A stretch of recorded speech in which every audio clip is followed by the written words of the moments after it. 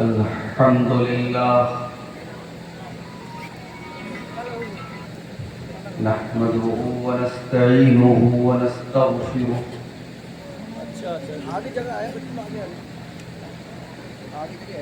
ونعوذ بالله من شرور أنفسنا ومن سيئات أعمالنا من يهده الله فلا مضل له ومن يضلل فلا هادي له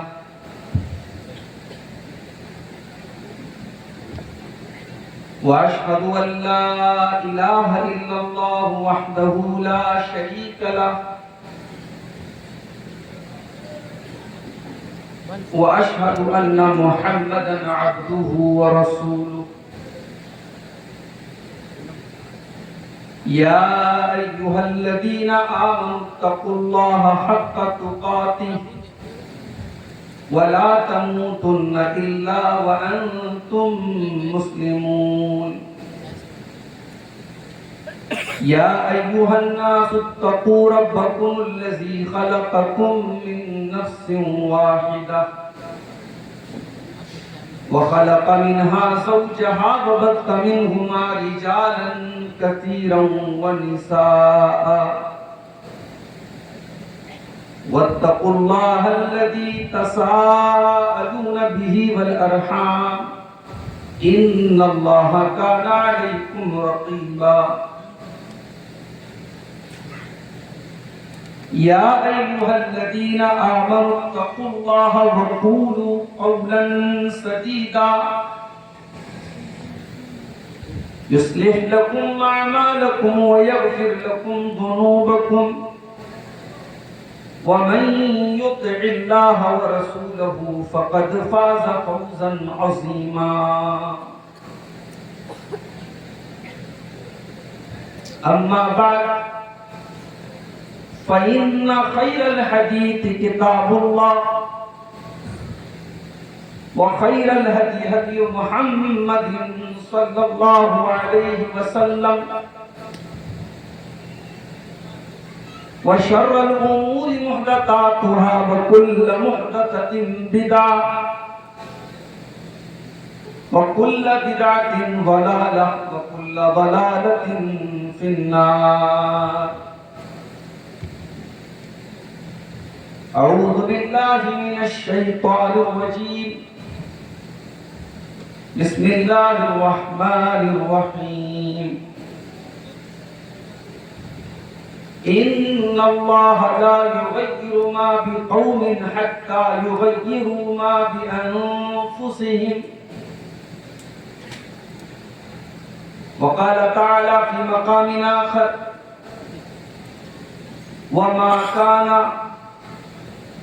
وما كان ربك ليهلك القرى بظلم وأهلها مصلحون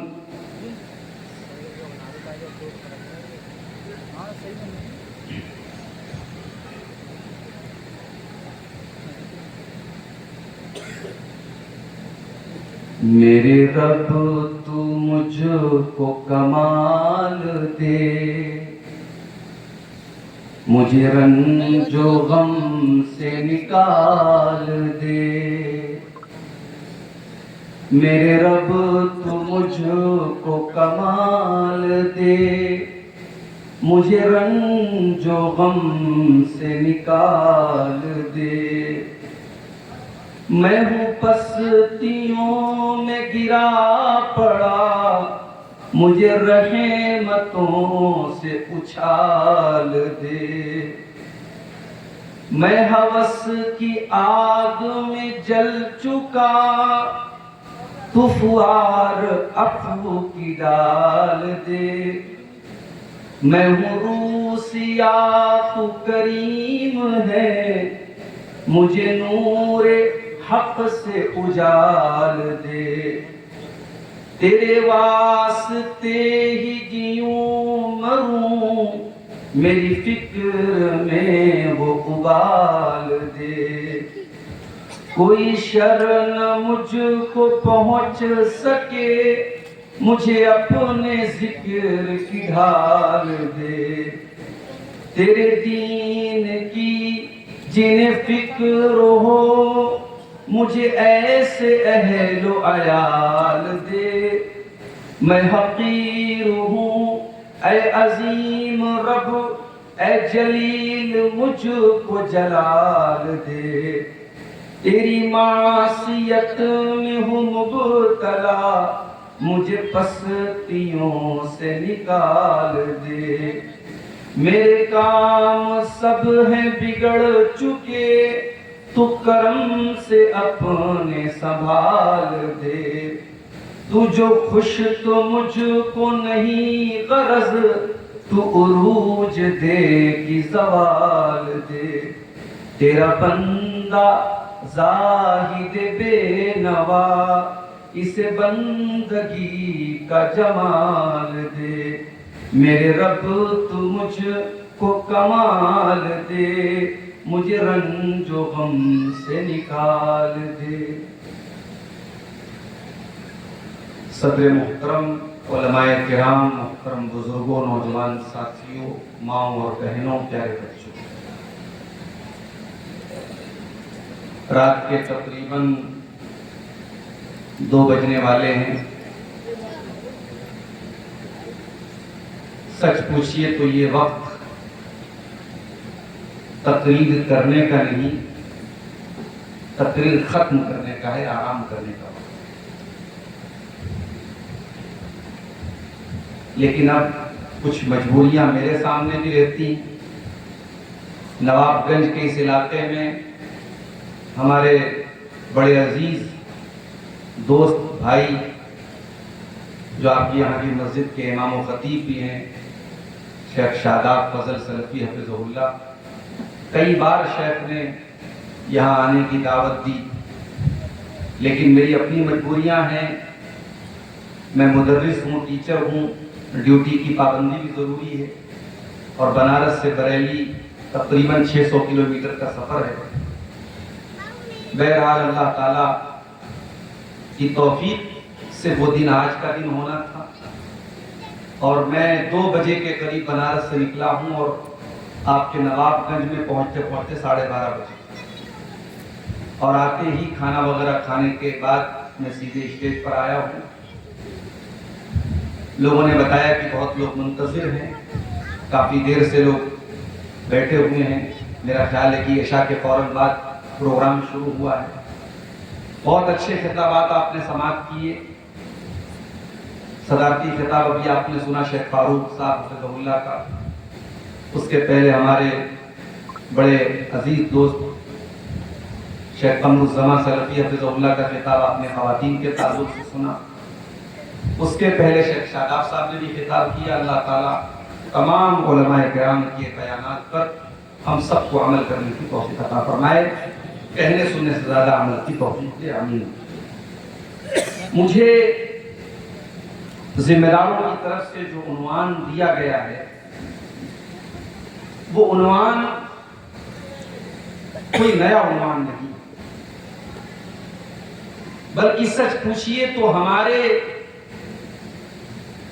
تمام اجلاس اور پروگراموں اور کانفرنسوں کا مقصد وہ عنوان ہے۔ آج ایک سوال لوگ کرتے ہیں کہ جلسوں سے کیا فائدہ ہے، جلسے کیوں کرائے گا؟ اس عنوان کے اندر اس سوال کا بھی جواب چھپا۔ کبھی آپ نے یہ تو نہیں پوچھا کہ صاحب یہ موبائل پر ہماری نوجوان نسل پوری رات برباد ہو رہی ہے، کیوں برباد ہو رہی ہے؟ کبھی آپ نے یہ تو نہیں پوچھا ہماری قوم کی بیٹیاں آئے دن مرتد ہو رہی ہیں، اسلام کو چھوڑ کر غیروں کی باہوں میں جا کر کے اسلام کو چھوڑ رہی ہیں، تیاگ رہی ہیں، اسلام کو ترک کر کے کفر میں داخل ہو رہی ہیں؟ ایسا کیوں ہو رہا ہے؟ وہاں پر تو آپ کی زبان سے کیوں نہیں نکلا؟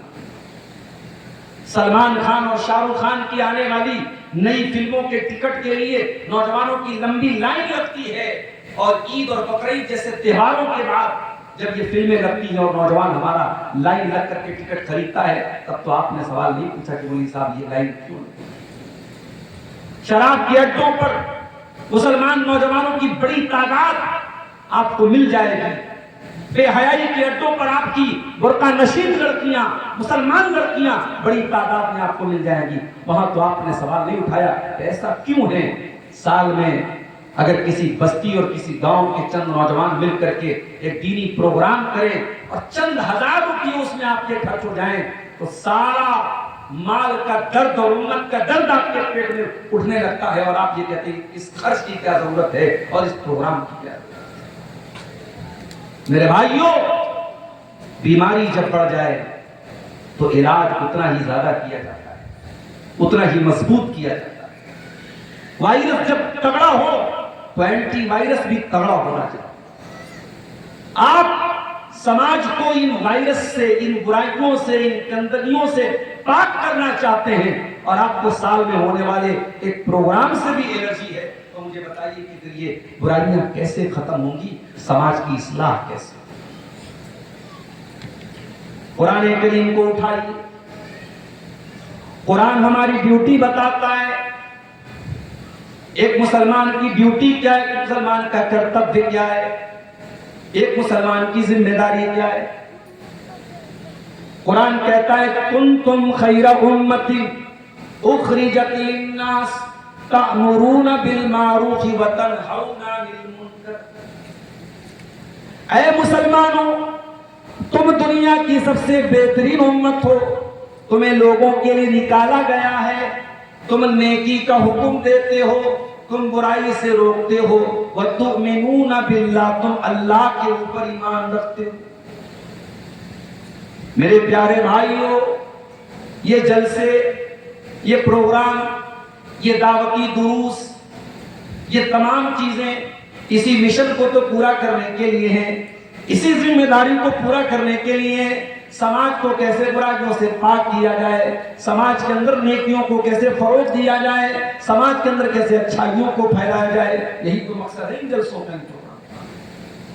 اور یہ بھی نوٹ کر لیجیے، جب سماج میں بہت زیادہ برائی ہونے لگے اور اس برائی کو کوئی روکنے والا نہ ہو، اس برائی کو کوئی برائی کہنے والا نہ ہو، تو سمجھ لو کہ وہ سماج بربادی کی آخری سطح پر ہے، بربادی کی آخری کگار۔ جب تک سماج میں اصلاح کرنے والے لوگ موجود ہیں، جب تک سماج میں برائی کو برائی کہا جا رہا ہے، شرک کو شرک کہا جا رہا ہے، بدعت کو بدعت کہا جا رہا ہے، غلط کو غلط کہا جا رہا ہے، تب تک وہ سماج صحیح سلامت رہے گا، ورنہ اللہ کا عذاب آنے میں پھر کوئی اور تاخیر نہیں ہوگی، اللہ کا عذاب آ جائے گا۔ قرآن کہتا ہے وَمَا كَانَ رَبُّكَ لِيُهْلِكَ الْقُرَىٰ بِظُلْمٍ وَأَهْلُهَا مُصْلِحُونَ۔ اے میرے نبی، اللہ تعالیٰ آپ کا رب کسی بستی کو تب تک ہلاک نہیں کرتا ہے جب تک اس بستی میں اصلاح کرنے والے لوگ موجود رہتے ہیں۔ جب تک اصلاح کرنے والے لوگ ہیں تب تک اللہ ہلاک نہیں کرے گا۔ جب اصلاح کا جذبہ بھی ختم ہو جائے اور سماج میں برائی کو برائی کہنے کا جذبہ بھی ختم ہو جائے، تب اللہ تبارک و تعالیٰ اس بستی کو ہلاک کرتا ہے۔ اللہ کے نبیوں میں ایک نبی تھے حضرت صالح علیہ السلام۔ صالح علیہ السلام کی قوم سمود تھی۔ اللہ تعالیٰ نے صالح علیہ السلام کو معجزے کے طور پر ایک اونٹنی دی تھی، اور صالح علیہ السلام نے اپنی قوم سے کہا تھا کہ خبردار میری اس اونٹنی کو، یہ اللہ کی طرف سے آئی ہے، اس کو ڈونٹ ٹچ، اس کو چھونا نہیں، اس کو ٹچ مت کرنا، اس کو تکلیف پہنچانا تو بہت دور کی بات ہے، اس کو ٹچ بھی مت کرنا ورنہ اللہ کا عذاب آ جائے۔ اب ذرا غور کیجیے، قرآن کہتا ہے کذبت ثمود بطغواها اذ انبعث اشقاها فقال لهم رسول الله ناقة الله وسقياها۔ حضرت صالح علیہ السلام کی قوم سمود نے اپنے نبی کو جھٹلایا اور انہوں نے اللہ تعالیٰ کی بھیجی ہوئی اونٹنی کو قتل کر ڈالا۔ اب ذرا آپ تفسیر کی کتابیں اٹھا کے دیکھیے، حضرت صالح علیہ السلام کی قوم میں اس اونٹنی کو قتل کرنے والا ایک آدمی تھا، اس کا نام قدار بن سالف تھا۔ اپنی قوم کا، اپنے سماج کا بڑا سمانت آدمی تھا، بڑا ریپیوٹیڈ، بڑا ریسپیکٹڈ، بڑا عزت دار آدمی تھا۔ اس نے اٹھ کر کے جا کر کے اس اونٹنی کو قتل کیا تھا، لیکن پوری قوم سائلنٹ تھی، پوری قوم ایگری تھی، پوری قوم اس سے سہمت تھی، پوری قوم اس سے متفق تھی۔ اس لیے قرآن کیا کہتا ہے؟ فَكَذَّبُوهُ فَعَقَرُوهَا۔ قتل کرنے والا تو ایک ہی انسان تھا، مگر قرآن کہتا ہے کہ صالح علیہ السلام کی اونٹنی کو قتل کرنے میں سب مجرم تھے، سب کا یوگدان تھا، سب اس کے ذمہ دار تھے۔ پتہ یہ چلا جب برائی اس لیول پر پہنچ جائے کہ برائی ہو رہی ہو اور آپ کے ماتھے پر کوئی شکن نہ پڑ رہی ہو، برائی ہو رہی ہو اور آپ کے دل میں کوئی بے چینی نہ ہو رہی ہو، برائی ہو رہی ہو اور آپ کو کوئی فرق نہ پڑ رہا ہو، میرے پیارے بھائیو، یہ بربادی کی علامت ہے، یہ اس قوم کے، اس سماج کے تباہ ہونے کی علامت ہے۔ اس لیے آئندہ یہ سوال مت اٹھانا میرے بھائی، یہ جلسے کیوں ہو رہے ہیں، ان کا کیا فائدہ ہے؟ میں تو کہتا ہوں یہ جلسے اور یہ پروگرام یہ جتنے ہونے چاہیے اتنے نہیں ہو رہے۔ جس سماج کی لڑکیاں، میں کہتا ہوں کہ اس ملک میں اگر ہم 20 کروڑ بھی ہماری تعداد ہے، 25 کروڑ بھی ہماری تعداد ہے، اور 25 کروڑ مسلمان عورتوں میں اگر 25 عورتیں بھی اگر مرتد ہو رہی ہیں تو پوری قوم کے چہرے پر تھپڑ ہے میرے پیارے، پوری قوم کے چہرے پر تھپڑ ہے۔ مسئلہ یہ نہیں ہے کہ ہماری صرف 25 عورتیں کیسے مرتد ہو گئی، مسئلہ یہ ہے کہ کوئی انسان خوشبو کو چھوڑ کر کے بدبو کو کیسے اپنا سکتا ہے، کوئی انسان شہد کے چشمے کو چھوڑ کر کیچڑ میں کیسے جا کر کے گر سکتا ہے، کوئی لڑکی، کوئی لڑکا، کوئی عورت، کوئی مرد اسلام کو چھوڑ کر کے کفر کا راستہ کیسے اپنا سکتا ہے۔ اس کا مطلب کہ کہیں نہ کہیں پانی مر رہا ہے، اس کا مطلب کہ کہیں نہ کہیں ہماری تربیت میں کمی ہے، ہماری تعلیم میں کمی ہے، ہم نے اسلام کو سمجھا نہیں، ہم نے قرآن کو سمجھا نہیں ہے۔ تو آج کا ہمارا موضوع ہے اصلاح معاشرہ۔ معاشرہ کس کو بولتے ہیں؟ سوسائٹی کو، سماج کس سے بنتا ہے؟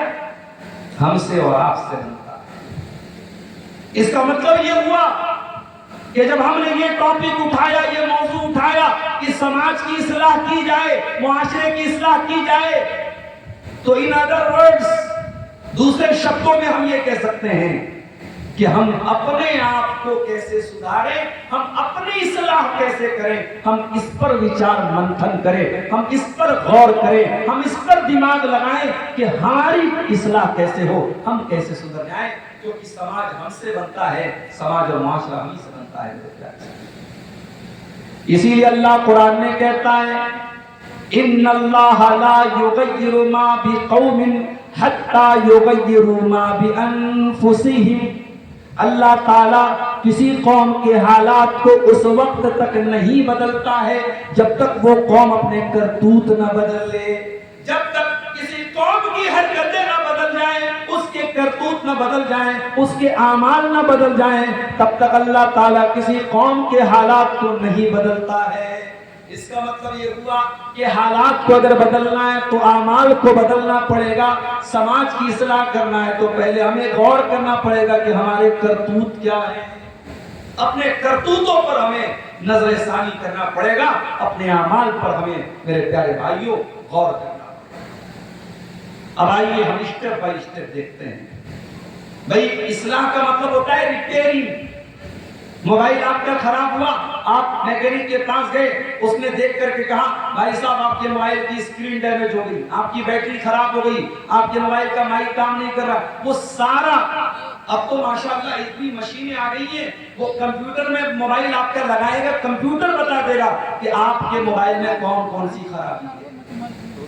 اب تو ڈاکٹروں کے پاس ایسی ٹیکنکس ہیں، آپ کا چیک اپ کر کے وہ بتا دیں گے آپ کی باڈی میں کون کون سی بیماریاں ہیں۔ اس کو ایک کمپلیٹ باڈی چیک اپ بولتے ہیں۔ کمپلیٹ باڈی چیک اپ آپ نے کرا دیا، آپ کا شوگر کا لیول کیا ہے، آپ کا بی پی کا لیول کیا ہے، کڈنی کتنا کام کر رہی ہے، آپ کا لیور کتنا کام کر رہا ہے، وہ آپ کا جو ہے بدن کا پورا انالیسس کر کے وہ سامنے رکھتے ہیں۔ تو اسلام کا مطلب ہوتا ہے ریپیئرنگ کرنا، سدھار کرنا۔ تو سماج کی ہمیں اصلاح کرنی ہے تو ہمیں یہ دیکھنا پڑے گا کہ وہ لوپ ہولز کہاں ہیں، سماج کے وہ گڈھے کہاں ہیں جن کو بھرنے کی ضرورت ہے۔ میرے پیارے ساتھیوں، آئیے ہم بات کو شروع کرتے ہیں۔ سب سے پہلا جو سماج کا سب سے پہلا جو بگاڑ ہے جس کی ہمیں سدھار کرنے کی اور اصلاح کرنے کی ضرورت ہے وہ ہے عقیدے کا بگاڑ۔ جی، جب تک ہمارا عقیدہ صحیح نہیں ہوگا، جب تک ہماری توحید صحیح نہیں ہوگی، ہم نماز پڑھتے رہیں، ہم حج کرتے رہیں، ہم سچ بولیں، ہم ایماندار بن جائیں، ہم سب کچھ ہو جائیں، اگر ہماری توحید ہی صحیح نہیں ہے، ہمارا عقیدہ ہی صحیح نہیں ہے تو ہم صحیح نہیں ہو سکتے۔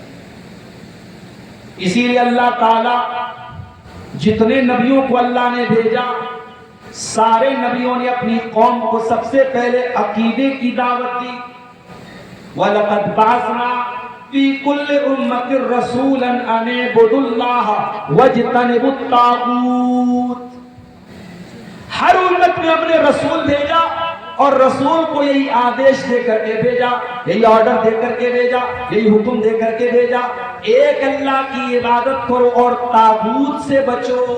طاغوت مطلب اللہ کو چھوڑ کر کے کسی اور کی عبادت مت کرو، اسی کو طاغوت بولتے ہیں۔ طاغوت سے بچو، اللہ کی عبادت کرو، طاغوت سے بچو۔ آیت الکرسی آپ کو یاد ہوگی، قرآن کے تیسرے پارے میں آیت الکرسی۔ آیت الکرسی کے نیکسٹ، اس کے جسٹ بعد کی آیت کیا ہے؟ لا اکراہ فی الدین، دین کے اندر کوئی زبردستی نہیں ہے۔ قد تبین الرشد من الغی، ہدایت واضح ہو چکی ہے، گمراہی سے الگ ہو چکی ہے۔ فَمَن يَكْفُرْ بِالطَّاغُوتِ وَيُؤْمِن بِاللَّهِ فَقَدِ اسْتَمْسَكَ بِالْعُرْوَةِ الْوُثْقَىٰ۔ اللہ فرماتا ہے جو طاغوت کا انکار کرے گا اور جو اللہ پر ایمان لائے گا، اسی نے مضبوط کڑے کو پکڑ لیا، وہی جنت میں داخل ہوگا، اسی کو کلمہ نصیب ہوا، اسی کو توحید نصیب ہوئی۔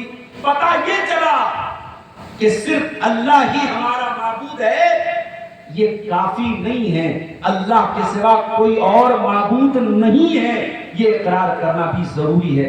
اللہ ہمارا مشکل کشا ہے، یہ کہنا کافی نہیں ہے، اللہ کے سوا کوئی مشکل کشا نہیں ہے، یہ کہنا ضروری ہے۔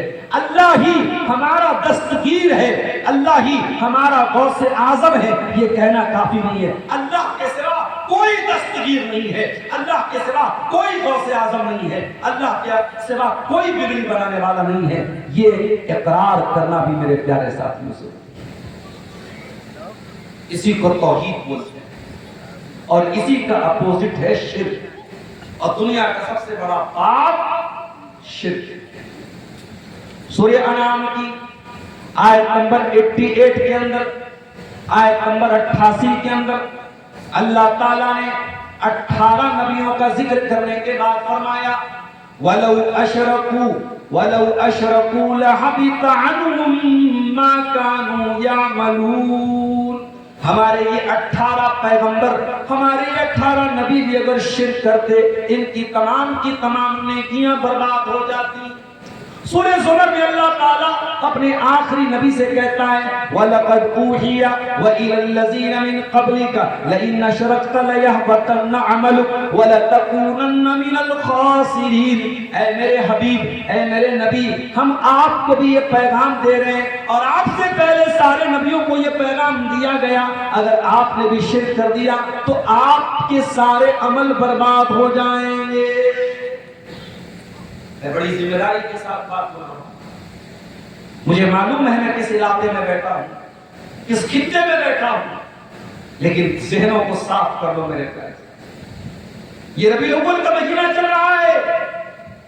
اسی مہینے کی 12 تاریخ کو جناب محمد رسول اللہ صلی اللہ علیہ وسلم کی وفات کا دردناک واقعہ بھی پیش آیا. پیدائش کی تاریخ میں اختلاف ہے مگر وفات کی تاریخ تقریباً متفق علیہ ہے. 12 ربیع الاول سوموار کا دن نبی کی وفات کی تاریخ.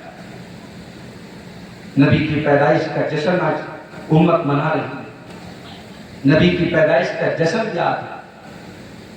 اور مجھے نوجوانوں نے بتایا کہ مولوی صاحب پیدائش کے جشن کے نام پہ ڈانس بھی ہو رہا ہے, ڈی جے بھی بجایا جا رہا ہے, ناچ گانے بھی ہو رہے ہیں. اور ابھی حیدرآباد کا ایک ویڈیو سوشل میڈیا پر وائرل ہوا.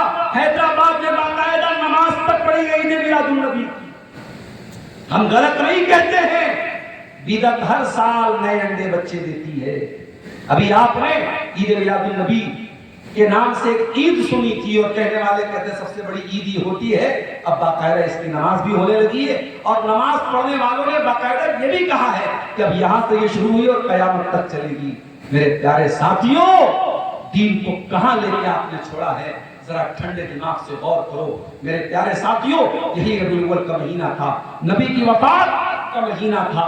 نبی اپنے انتقال کے پہلے, اپنی وفات کے پہلے, اما عائشہ فرماتی ہیں اتنے بے چین تھے اللہ کے نبی, اتنے بے قرار تھے اللہ کے نبی.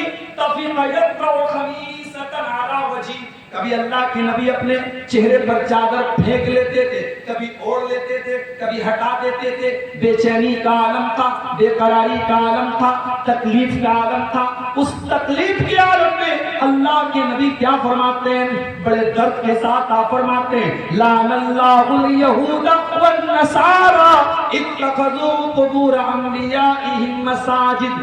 اے اللہ تیری لعنت ہو یہود و نصارہ کے اوپر, اللہ کی لعنت ہو یہود و نصارہ کے اوپر. انہوں نے اپنے نبیوں کی قبروں کو سجدہ گاہ بنا لیا, وہ اپنے نبیوں کی قبروں پر سجدہ کرنے لگے. اما عائشہ یہ حدیث بیان کرتی ہیں, بخاری کی روایت ہے.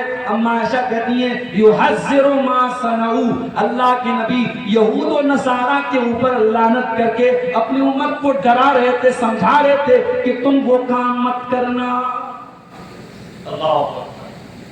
جو نبی تمہیں قبر پرستی سے منع کر دے گا, جس نبی نے قبروں کے آگے سجدہ کرنے سے منع کیا ہے تمہیں, آج تم نے اس دین کی پہچان بنا دی قبر پرستی.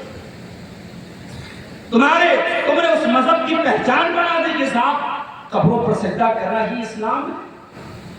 وہ دین جس سے توحید پھیلی جہاں میں, وہ بدلا گیا آ کے ہندوستان. توحید کا جنازہ نکل گیا میرے ساتھ. توحید کیا ہے؟ توحید وہ ہے جو آپ 5 ٹائم کی نماز میں ہر رکعت میں اللہ کے سامنے اقرار کرتے ہیں ایاک نعبد و ایاک نستعین. اے اللہ ہم صرف تیری عبادت کرتے ہیں اور تجھ ہی سے مدد مانگتے ہیں. غور کرو, جو 5 ٹائم کا نمازی ہوگا اگر سنتیں نہ بھی پڑھے, نفل نہ بھی پڑھے, اگر صرف فرض پڑھے گا تو 5 ٹائم کی نماز میں منیمم کم سے کم 17 مرتبہ وہ یہ آیت پڑھتا ہے ایاک نعبد و ایاک نستعین. اے اللہ ہم تیری ہی عبادت کرتے ہیں اور تجھ ہی سے مدد مانگتے ہیں. اتنا بڑا اقرار کرنے کے بعد اگر وہی مسلمان اولاد مانگنے کسی اور کے در پہ چلا جائے, شفا مانگنے کسی اور کے در پہ چلا جائے, لال کالے پیلے دھاگوں کو تعویذ بنا کر کے گلے میں باندھ کے عقیدہ رکھے کہ تعویذ پہننے سے بگڑی بن جائے گی, مصیبت دور ہو جائے گی, بیماری دور ہو جائے گی. سوچو اس مسلمان سے بڑا نمک حرام کون ہے, اس سے بڑا غدار کون ہے, اس سے بڑا وعدہ خلاف کون ہے. اسی لیے اللہ سورہ حج کے آخر میں فرماتا ہے یا ایھا الناس ضرب مثل فاستمعوا له ان الذين تدعون من دون الله لن يخلقوا ذبابا. اے لوگوں غور سے سنو, اللہ ایک مثال بیان کر رہا ہے. ان الذین تدعون من دون اللہ، تم اللہ کو چھوڑ کر کے جن کو پکارتے ہو، لن یخلقوا ذبابا، وہ ایک مکھی پیدا کرنے کے لائق بھی نہیں ہے۔ یہ بریلی سے لے کر کے دوسرے ملک تک آپ چلے جائیں، جہاں جہاں بھی شرک کے قائم ہے، یہ سارے کے سارے جن کو اللہ کے سوا طاقت والا مانا جا رہا ہے، بزرگ مانا جا رہا ہے، بگڑی بنانے والا مانا جا رہا ہے، مشکل کشا مانا جا رہا ہے، غریب نواز مانا جا رہا ہے، بندہ نواز مانا جا رہا ہے، قرآن کہتا ہے سب مل کر کے ایک مکھی پیدا کرنے کے قابل نہیں ہے۔ وَإِن يَسْلُبْهُمُ الذُّبَابُ شَيْئًا، اور مکھی اگر ان کے چڑھاوے کی کوئی چیز چھین کے لے کے چلی جائے، لا يَسْتَنْقِذُوهُ مِنْهُ، وہ مکھی سے واپس لینے کے قابل نہیں ہے۔ اتنے بے بس ہیں، اتنے کمزور ہیں۔ ضعف الطالب والمطلوب، مانگنے والا بھی کمزور اور جس سے مانگا جا رہا ہے وہ بھی کمزور، کمزور سے مانگ رہا ہے، بندہ بندے سے مانگ رہا ہے، حقیر سے مانگ رہا ہے، فقیر سے مانگ رہا ہے، محتاج سے مانگ رہا ہے۔ اور آگے اللہ کہتا ہے ما قدر اللہ حق قدری، اے میرے بندو تم نے اللہ کی قدر نہیں کی، تم نے اللہ کی ویلیو کو نہیں سمجھا، تم نے اللہ کے مقام کو نہیں سمجھا۔ اگر تم نے اللہ کے مقام کو سمجھا ہوتا تو کبھی غیر اللہ کے در پہ جا کے تم نے سر نہ جھکایا۔ اور مسلمانوں ایک بات اور یاد رکھو، کچھ لوگ کہتے ہیں صاحب ہم تو مسلمان ہیں، ہم شرک نہیں کر سکتے۔ جیسے یہ گھڑی ہے نا، اچھی کمپنی کی گھڑیاں جو ہوتی ہیں واٹر پروف ہوتی، پانی میں ڈال دو، اس کو پہن کے نہا لو، گھڑی خراب نہیں ہوگی۔ اس کو بنانے والے نے ایسے حساب سے بنایا ہے، وہ واٹر ریزسٹنٹ ہے، اس کے اندر پانی نہیں جائے۔ تو مسلمان کیا سمجھتا ہے، ہم نے کلمہ پڑھ لیا، ہم شرک پروف ہو گئے، اب ہم جہاں چاہے سر جھکائیں، جس کے چاہے گن گائیں، جس کی چاہے بڑائی بیان کریں، ہم تو صاحب مسلمان ہیں، ہمارا نام عبداللہ عبدالرحمن ہے، محمد علی حسن حسین ہے، ہم تو صاحب شرک سے بری ہیں۔ کان کھول کر کے سن لو، میں نبی کی دو حدیثیں آپ کے سامنے پڑھنے جا رہا ہوں۔ نبی نے کلیئر بتا دیا کہ کلمہ پڑھنے والا بھی شرک کرے گا، اپنے آپ کو مسلمان کہنے والا بھی شرک کرے گا، محمد رسول اللہ کا امتی بھی شرک کرے گا۔ پہلی حدیث صحیح مسلم کے اندر اللہ کے نبی کی حدیث موجود ہے، اللہ کے نبی فرماتے ہیں لا تقوم الساعۃ، قیامت اس وقت تک نہیں آئے گی حتی تضطرب علیات نساء دوس حول ذی الخلصہ، یہاں تک کہ قبیلہ دوس کی عورتیں، اچھا عورتوں کا نام خاص طور سے اللہ کے نبی، کیونکہ عورتیں آسان ہوتی ہیں، چارہ آسان چارہ ہوتی ہیں، عقیدہ خراب کرنے میں عورتوں کو بہت آسانی سے ان کو ٹریک کیا جا سکتا ہے۔ اور آج بھی آپ دیکھ لیجئے یہ جتنے ارتداد کی خبریں آ رہی ہیں، عورتیں ہی زیادہ شکار ہیں۔ شرک کے اڈوں پر چلے جائیے، عورتیں ہی آپ کو زیادہ ملیں گی، عورتوں کو آسانی سے ٹریک کیا جا سکتا ہے۔ اللہ کے نبی فرماتے ہیں قیامت اس وقت تک نہیں آئے گی جب تک قبیلہ دوس کی عورتیں، قبیلہ دوس یہ کون سا قبیلہ تھا؟ یہ یمن کا ایک قبیلہ تھا، اور ابو ہریرہ رضی اللہ تعالیٰ عنہ اسی قبیلے سے تعلق رکھتے تھے، اور وہی حدیث کے راوی بھی ہیں۔ کہتے ہیں اللہ کے نبی نے فرمایا کہ میرے قبیلے کی عورتیں، قبیلہ دوس کی عورتیں ذوالخلصہ نامی بت کا چکر لگائیں گی، بتوں کا طواف کریں گی، اس امت کی عورتیں، قبیلہ دوس کی عورتیں۔ اور ایک اور حدیث ترمذی کی صحیح حدیث ہے، اللہ کے نبی نے فرمایا لا تقوم الساعۃ حتی تلحق قبائل من امتی بالمشرکین، قیامت اس وقت تک نہیں آئے گی جب تک میری امت کے اندر کچھ لوگ مشرکوں کے ساتھ نہیں مل جائیں گے، وہ حتی یعبدوا الاوثان، اور میری امت کے اندر بھی بتوں کی عبادت ہوگی۔ میرے پیارے ساتھیوں، اگر سماج کی اصلاح کرنا ہے پہلے عقیدے کی اصلاح کیجئے، توحید کو صحیح کیجئے، شرک سے اپنے آپ کو بچائیے، اپنے بچوں کو بچائیے، اپنے پریوار کو بچائیے۔ میرے بھائیوں، حضرت ابراہیم علیہ السلام جیسا پیغمبر بھی اللہ سے دعا کرتا ہے وَجْنُبْنِي وَبَنِيَّ أَن نَعْبُدَ الْأَصْنَامَ، اے اللہ میری اولاد کو تو بت پرستی بدمخلوقی سے بچا، میری اولاد کو شرک سے بچا۔ اگر ابراہیم جیسے پیغمبر کو اپنی اولاد کی چنتا اور فکر ہے تو ہمیں ان سے زیادہ ہونی چاہیے۔ اپنی اولاد کو میرے پیارے ساتھیوں شرک سے بچاؤ، ان کی توحید کی فکر کرو، یہ کام ہمیں کرنا ہے اگر ہمیں معاشرے کی اصلاح کرنا ہے۔ اور آگے بڑھیں، معاشرے کی اصلاح کرنا ہے تو دوسرا اہم کام اس کو، دوسرا اہم کام کیا ہے؟ دین کی تعلیم آج حاصل ہم نہیں کرتے۔ دین کے معاملے میں ہم زیرو ہیں۔ مارکیٹ میں چاول خریدنے جاتے ہیں تو 10 دکانوں پہ جا کے پوچھتے ہیں کون سا چاول اچھا ہے۔ سرسوں کا تیل لینے جاتے ہیں تو پتا کرتے کون سے برانڈ کا اصلی ہوتا ہے۔ 500-600 روپیہ کلو دیسی گھی لینے جاتے ہیں تو پتا کرتے نقلی تو نہیں مل رہا ہے۔ مگر دین کا معاملہ آتا ہے تو ہم آنکھیں بند کر لیتے ہیں۔ دین کے نام پر کچھ بھی کوئی بیان کر دے ہم اس کو مان لیتے ہیں۔ ہم دین کو سیکھنا نہیں چاہتے، دین کا علم حاصل کرنا۔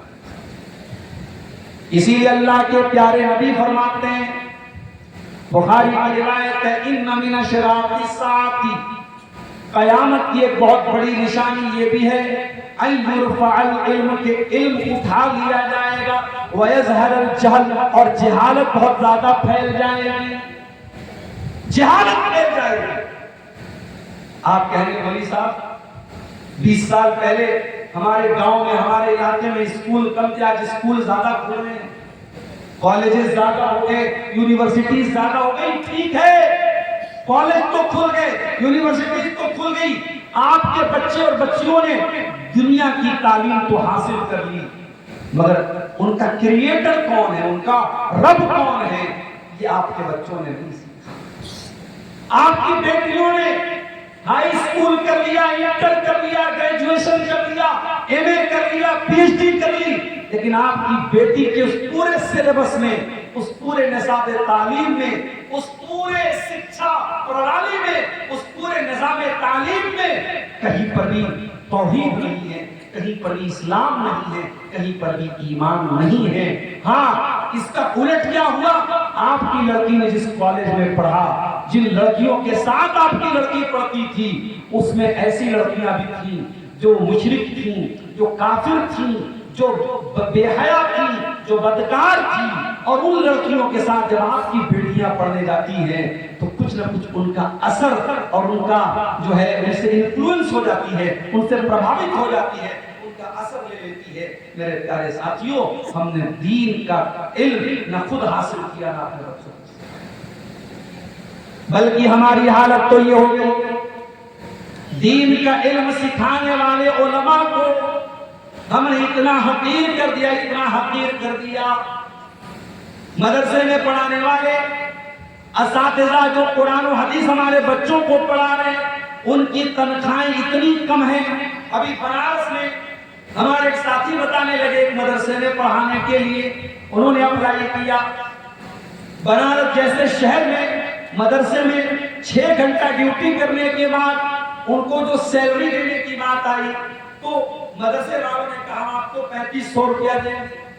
3500، 3500 روپیہ سیلری، 6 گھنٹہ تک ٹیچر پڑھائے گا، اس کو 3500 روپیہ سیلری دیں گے۔ جب انہوں نے ہمارے ساتھی نے کہا بھائی فلاں مدرسے والے تو 5000 دے رہے ہیں، تو کہنے لگے آپ کا پیٹ بہت بڑا ہو گیا ہے، ہمارے جماعت کے لوگوں کا تو پیٹ بہت بڑا ہو گیا، فلاں جماعت والے تو بہت کم پیسے میں پڑھا رہے ہیں۔ یہ اس قوم کی سوچ ہے۔ میرے ہم اپنے علماء کے اوپر خرچ کرنے کو بھی ہم سمجھتے ہیں فضول خرچی ہے۔ کتنے اساتذہ ہیں ساری زندگی انہوں نے مدرسوں میں گزار دی، ان کو فیملی کوارٹر نصیب نہیں، ان کے بچے اپنے باپ کے بغیر پلتے رہے، بیوی شوہر کے بغیر جیتی رہی، شوہر زندہ ہے، بیوی بیوہ کی زندگی گزارتی رہی، باپ زندہ ہے، بچے یتیمی کی زندگی گزارتے رہے۔ اس کا ذمہ دار کون ہے میرے پیارے ساتھیوں؟ اس کے ذمہ دار ہم اور آپ۔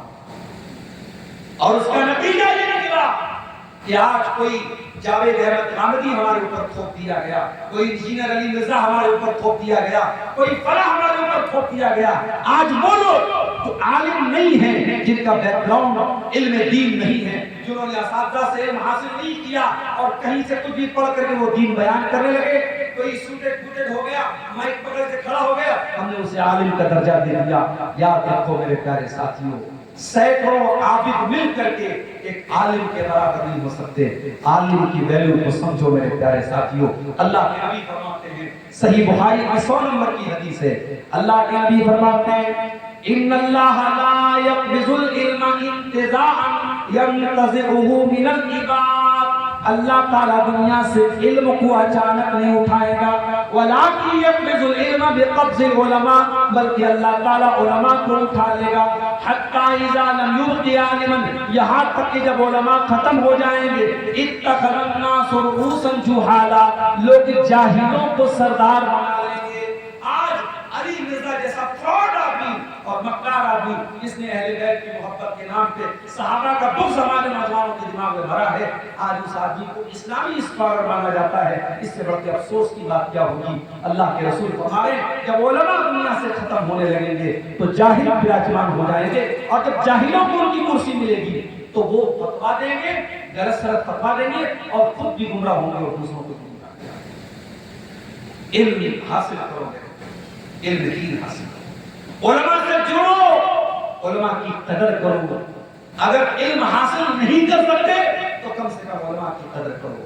اللہ کے نبی صلی اللہ علیہ وسلم فرماتے ہیں جب بندہ مرنے کے بعد قبر میں جاتا ہے اور فرشتہ آ کر کے 3 سوال پوچھتا ہے، من ربو کا، من نبیوں کا، ما دینوں کا، تیرا رب کون ہے، تیرے نبی کون ہے، تیرا دین کیا ہے، اور بندہ اگر صحیح جواب دے دیتا ہے تو فرشتہ پوچھتا ہے وما علمک، اے اللہ کے بندے تجھے ان تینوں سوالوں کا صحیح جواب کیسے پتا چلا، تجھے کیسے معلوم ہوا کہ تیرا رب اللہ ہے، تیرا دین اسلام ہے، تیرے نبی محمد صلی اللہ علیہ وسلم ہے؟ تو بندہ جواب دیتا ہے قرأت کتاب اللہ فآمنت بہ وصدقت بہ، میں نے اللہ کی کتاب کو پڑھا تھا، میں نے قرآن کو پڑھا تھا، میں نے قرآن کا علم حاصل کیا تھا، میں جاہل نہیں تھا۔ معاف کرنا میرے بھائی، ہم دنیا کا سارا علم حاصل کر لیں، اگر دین کی بیسک جانکاری بھی ہمارے پاس نہیں ہے تو ہم شریعت کی نظر میں جاہل ہیں۔ جاہل نہ بنو میرے پیارے ساتھیوں، دین کا علم حاصل کرو۔ اللہ قرآن میں کہتا ہے یعلمون ظاہرا من الحیات الدنیا وہم عن الآخرۃ ہم غافلون، میرے کچھ بندے ایسے بھی ہوتے ہیں جن کے پاس دنیا کی بڑی نالج ہے، بڑا علم ہے، لیکن آخرت کے معاملے میں بالکل زیرو ہوتے ہیں۔ یہ کون لوگ ہیں؟ اللہ نے کہا یہ جہنمی لوگوں کی علامت ہے، یہ مشرکین اور کافروں کی علامت ہے کہ دنیا کی بڑی نالج ہے مگر آخرت کے معاملے میں زیرو ہیں۔ میرے بھائیو اپنے دل پہ ہاتھ رکھ کے بتاؤ آج ہمارا حال کیا ہے؟ ہم دنیا کے بڑے جانکار ہیں، اپنے کاروبار کے بڑے ماہر ہیں، مگر دین کے معاملے میں زیرو ہیں۔ امام حسن بصری رحمۃ اللہ علیہ کہتے ہیں بعض لوگ اتنے ماہر ہو گئے ہیں کہ اپنے ناخن پہ رکھ کے وہ بتا دیں گے کہ دینار کا وزن کتنا ہے، سونے کے سکے کا وزن کتنا ہے، مگر ان کو 2 رکعت نماز پڑھنے کا شعور نہیں ہے، 2 رکعت نماز پڑھنا ان کو نہیں آتا ہے۔ میرے پیارے ساتھیوں دین کا علم حاصل اور آگے اصلاح معاشرہ میں ایک بہت اہم چیز یہ ہے ہماری کمائی کیسی ہے، ہم پیسہ کما رہے ہیں، مال کما رہے ہیں، کیسے کما رہے ہیں، حلال طریقے سے کما رہے ہیں یا حرام طریقے سے کما رہے ہیں؟ کہیں ایسا تو نہیں کہ سود اور پیاز کا پیسہ ہمارے گھر میں آ رہا ہے، کہیں ایسا تو نہیں کہ چوری اور ڈکیتی کا پیسہ ہمارے گھر میں آ رہا ہے، کہیں ایسا تو نہیں کہ پڑوسی کی زمین کو ہڑپا جا رہا ہے، کہیں ایسا تو نہیں بھائی اپنی بہن کی جائیداد پر ناجائز قبضہ کر کے بیٹھا ہے، کہیں ایسا تو نہیں کہ باپ اپنی بیٹیوں پر ظلم کر رہا ہے۔ میرے پیارے بھائیوں یہ حرام کمائی ہماری عبادتوں کو برباد کر دے گی، ہماری نیکیوں کو برباد کر دے گی۔ اس لیے اللہ قرآن میں ایمان والوں سے کہتا ہے یا ایھا الذین آمنوا کلوا من طیبات ما رزقناکم، اے ایمان والو حلال روزی کھایا کرو۔ اللہ اپنے رسولوں سے کہتا ہے یا ایھا الرسل کلوا من الطیبات واعملوا صالحا، اے میرے رسولوں حلال اور پاکیزہ چیزوں کو کھاؤ اور نیک عمل کرتے رہو۔ نیک عمل تبھی آپ کا قبول ہوگا جب آپ کی کمائی حلال ہوگی. اللہ کے پیارے نبی فرماتے ہیں اگر ایک انسان بہت لمبا سفر کر کے آئے اور رو رو کر کے اللہ کی بارگاہ میں ہاتھ اٹھا کے ہاتھ پھیلا کے دعا کرے وَمَطْعَمُهُ حَرَامٌ وَمَشْرَبُهُ حَرَامٌ وَمَلْبَسُهُ حَرَامٌ وَغُذِّيَ بِالْحَرَامِ، اس کا کھانا حرام کمائی کا ہو، اس کا پانی حرام کمائی کا ہو، اس کا کپڑا حرام کمائی کا ہو، فَأَنَّىٰ يُسْتَجَابُ لِذَٰلِكَ، تو اس انسان کی دعا کہاں سے؟ حضرت کعب بن عجرہ سے اللہ کے نبی فرماتے ہیں، ترمذی کی صحیح روایت ہے، یا کعب بن عجرہ لا يربو لحم نبت من صوت فالنار اولا به، اے کعب بن عجرہ جس جسم کی پرورش حرام کمائی سے ہوگی وہ جسم جہنم کی آگ میں ڈالا جائے گا. میرے پیارے بھائیو، اگر اپنی اولاد سے محبت کرتے ہو حرام کمائی اپنے بچوں کو نہ کھلاؤ، اپنی بیوی سے پیار کرتے ہو حرام کمائی اپنی بیوی کو نہ کھلاؤ، جہنم کی آگ میں وہ بدن جلایا جائے گا، وہ جسم جلایا جائے گا. حرام کمائی آج ٹرینڈ ہوتی چلی جا رہی ہے، ٹرینڈ ہوتی ہے. انسان کو بس اس بات کی لگن میں پیسہ آنا چاہیے، راتوں رات امیر بننا ہے، کیونکہ نوجوانوں کے شوق بھی بڑے بڑے. اب آئی فون سے کم میں کوئی راضی نہیں ہے. ابھی کل میں نیوز میں دیکھ رہا تھا آئی فون کا کوئی نیا ورژن آیا ہے، 1.5 لاکھ 2 لاکھ کا موبائل ہے. اب وہ نوجوان جو مہینے کا 20,000 25,000 کما رہا ہے اس کو 2 لاکھ کا موبائل دے رہا ہے، وہ کیسے لے گا؟ وہ ڈریم 11 پر گیم کھیلے گا، وہ ایشیا کپ کے میچوں میں سٹا لگائے گا، وہ شیئر مارکیٹ کے ناجائز طریقوں کو اپنائے گا. شیئر مارکیٹ میں کچھ شکلیں جائز بھی ہیں، اس کو آپ علماء سے پوچھ لیں. جو ناجائز شکلیں میں ان کی بات کر رہا ہوں، وہ ناجائز طریقے سے شیئر مارکیٹ میں ٹریڈنگ کرے. تو میرے بھائیو حلال کمائی کھاؤ. حلال کمائی کھانے کے ہزاروں راستے. یہ حلال طریقے سے پیسہ کما کے حضرت عثمان غنی بنے، حلال طریقے سے پیسہ کما کے عبد الرحمن بن عوف کروڑ پتی بنے تھے. حلال طریقے سے پیسہ کما کر کے حضرت عباس جب انتقال ہوتا ہے کئی لاکھ کی وراثت چھوڑ کے جاتے ہیں. حلال طریقے سے کمائی کے راستے کم نہیں ہیں میرے پیارے بھائیوں. جب حرام کمائی آپ کے گھر میں آئے گی آپ کے گھر کا سکون برباد کر دے گی، آپ کے گھر کی برکت. اور حرام کمائی میں ایک بہت بڑا جو المیہ ہے اس وقت سود کا پیسہ. سود کی شکل بہت ساری شکلیں ہمارے گھروں میں. میں بھی کرناٹک ایک پروگرام میں گیا، وہاں لوگوں نے بتایا کہ لوگ اپنے مکان کو ہیوی ڈپازٹ پہ دے رہے ہیں. میرا مکان ہے، آپ کو کرائے پر مکان کی ضرورت ہے، میں نے آپ کو مکان دے دیا، آپ سے 5 لاکھ روپے ہیوی ڈپازٹ دے دیا.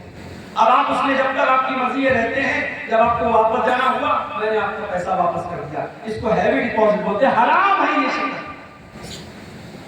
بعض لوگ کیا کرتے ہیں، پیسہ لے کر کے اپنا سامان دوسرے کو استعمال کرنے دے دیتے، اپنی گاڑی اپنا موبائل پیسہ لے کر کے استعمال کرنے کے لیے دے دیتے ہیں. اب بعد میں پیسہ لے لیتے ہیں اور وہ سامان واپس ہو جاتا ہے. یہ شکل بھی ایک سود کی شکل ہے، انٹرسٹ کی شکل. یہ بات یاد رکھیے، شریعت میں اگر آپ کسی کو قرضہ دے رہے ہیں تو قرضے پر آپ کوئی منافع نہیں لے سکتے. اگر آپ کو منافع کمانا ہے آپ ٹریڈنگ کیجئے، آپ بزنس کیجئے، آپ تجارت کیجئے. آپ کسی کو پیسہ ادھار دے کر کے قرضہ دے کے اس پہ کوئی بھی پروفٹ آپ کمائیں گے، دیٹ از کالڈ انٹرسٹ. اس کو شریعت میں بیاج کہا جاتا ہے، اس کو شریعت میں انٹرسٹ کہا جاتا ہے، اور وہ حرام ہے. اور اللہ قرآن میں کہتا ہے یمحق اللہ الربا ویربی الصدقات، اللہ سود اور بیاج کو مٹاتا ہے اور اللہ صدقہ اور خیرات میں برکت دیتا ہے. میرے پیارے بھائیوں، معاشرے کی اصلاح میں ایک اور بہت بڑا کام ہمیں کرنا ہے. آج مسلمان آپس میں ایک دوسرے سے لڑ رہا ہے، کہیں ذات و برادری کے نام پہ ایک دوسرے سے لڑ جا رہا ہے، کہیں مسلک کے نام پر ایک دوسرے سے نفرت کی جا رہی ہے.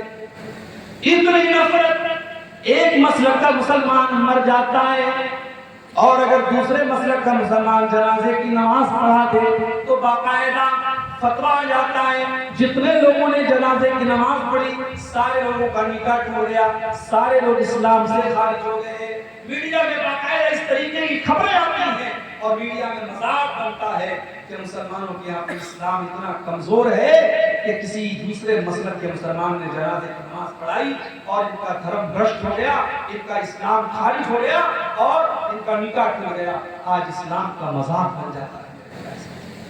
مسلمانوں اتحاد پیدا کرو، اسلامی بھائی چارہ پیدا کرو، اور وہ بھائی چارہ کلمے کی بنیاد پر، لا الہ الا اللہ محمد رسول اللہ، اس کلمے کی بنیاد پر بھائی چارہ۔ فلسطین کے اندر اگر ہماری بہن بیٹیوں کی عزت ٹوٹی جائے تو ہمیں یہ درد محسوس ہو کہ ہماری بہن بیٹی کے ساتھ کیا کام ہو۔ پوری دنیا کا مسلمان اپنے دوسرے مسلمان بھائی کا درد اپنے دل میں رکھے، یہ اسلامی اخوت کا تقاضا ہے۔ اسی لیے اللہ کے نبی فرماتے ہیں المومن للمومن کالبنیان یشد بعضہ بعضا، مسلمان کے لیے ایک عمارت کی طرح ہونا چاہیے، ایک بلڈنگ کی طرح ہونا چاہیے، جیسے ایک بلڈنگ ایک بلڈنگ کا ایک حصہ دوسرے حصے کو طاقت دیتا ہے، ایک پلر دوسرے پلر کو طاقت دیتا ہے، ایک سریا دوسرے سریا کو طاقت دیتا ہے، ایک اینٹ دوسری اینٹ کو طاقت دیتی ہے۔ اللہ کے نبی فرماتے ہیں کہ ایک مسلمان دوسرے مسلمان کو طاقت دینے والا ہونا چاہیے۔ ایک اور حدیث میں اللہ کے نبی فرماتے ہیں مثل المؤمنین فی توادہم و تعاطفہم و تراحمہم کمثل الجسد الواحد، مسلمانوں تم ایک دوسرے کے اتنے ہمدرد بنو، اتنے چاہنے والے بنو جیسے انسان کا شریر ہوتا ہے۔ اگر انسان کے شریر میں، انسان کے بدن میں ایک حصے کو تکلیف پہنچتی تو دوسرا حصہ اس تکلیف کو محسوس کرتا ہے۔ اگر کہیں پر چوٹ لگتی ہے پورے بدن میں بخار ہو جاتا ہے، پورے بدن میں حرارت آ جاتی ہے۔ اس طریقے سے ہماری پوری باڈی ایک دوسرے سے کنیکٹڈ ہے۔ مسلمانوں کو ایک دوسرے سے کنیکٹڈ ہونا چاہیے، ایک دوسرے سے جڑا ہوا۔ اسی لیے ہمارے شریعت میں، ہمارے دین میں عبادتوں میں اجتماعیت ہے۔ دنیا کے اور مذہب میں عبادت کرنا ہے